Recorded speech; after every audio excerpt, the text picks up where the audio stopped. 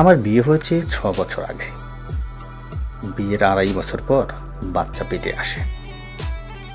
আমার ছেলে জন্মের ৮ দিন আগেই আমার প্রাক্তন বিদেশ চলে যায়। প্রায় ৪ বছর পর হুট করে আমার প্রাক্তনের সাথে দেখা হয়ে গেল। এই ৪ বছরে বেশ পাল্টে গেছে সে। কথা বলবো কি না ভাবতে ভাবতে এগিয়ে গেলাম তার দিকে। অনেকটা দোটানা ভাব নিয়ে পিছন থেকে ডাক দিলাম, মামুন। অপ্রত্যাশিতভাবে এমন ডাক শুনে ঘুরে তাকালো সে। বেশ খানিকটা চমকে গিয়ে আমায় জিজ্ঞেস করলো, তুমি? হ্যাঁ আমি। এভাবে দেখবে বলে আশা করনি তাই না? না মানে মানে চোখ নামিয়ে নিল মামুন। তা কবে ফিরলে দেশে?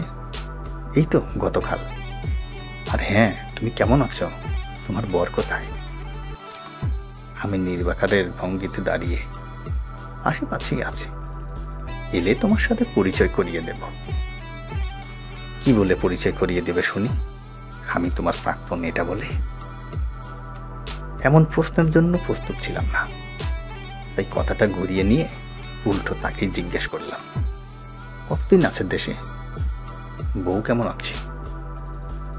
হ্যাঁ, ও ভালো আছে হয়তো, আমি ঠিক জানি না।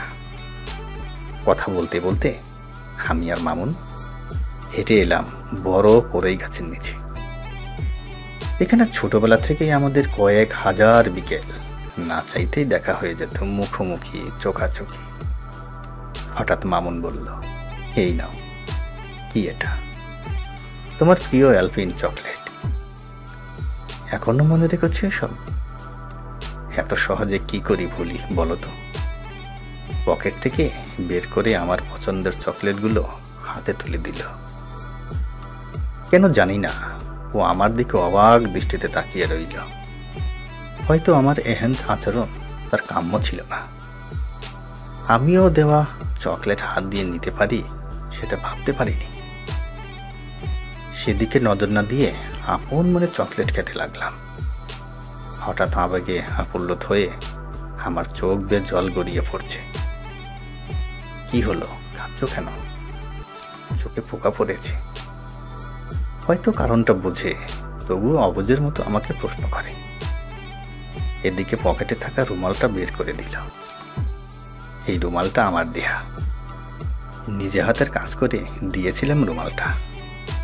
ও কখনো হাতছাড়া করেনি রুমালটাকে। এটা এখনো রেখেছ?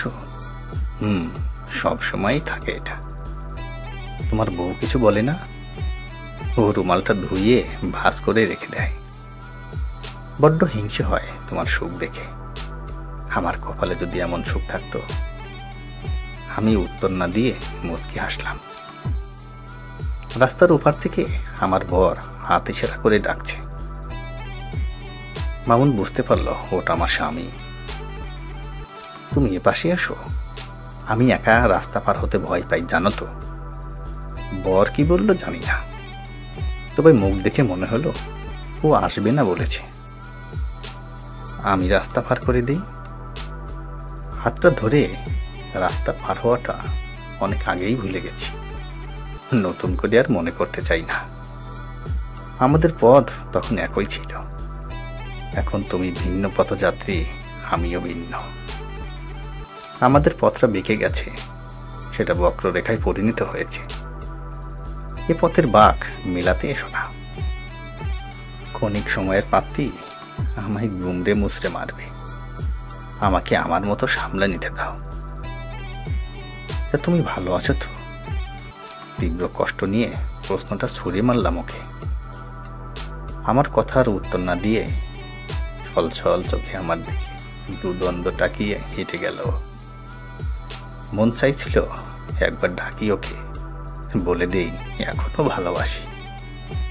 পরক্ষণেই মনে হলো আমাদের পথ বেঁকে গেছে।